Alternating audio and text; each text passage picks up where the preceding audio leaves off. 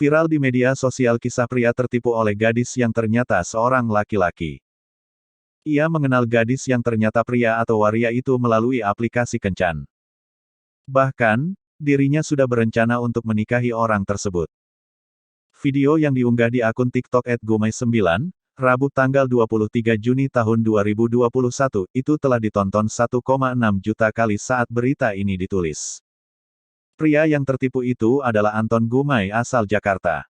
Ia mengenal pria yang dikira perempuan itu pada Februari tahun 2021 lalu.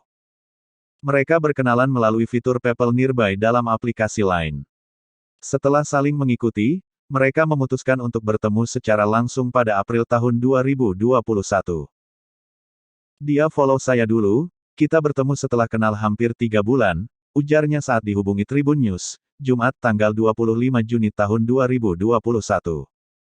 Anton merasa sangat yakin jika orang yang dikenalnya itu merupakan seorang pria. Dirinya pun mengaku tak pernah curiga dengan identitas kenalannya itu. Saya pastikan dia menyamar sebagai perempuan, ungkapnya. Selama berhubungan lewat online, saya masih belum curiga, jelas Anton. Meski sangat terkejut, namun ia mengaku masih bisa mengontrol emosinya.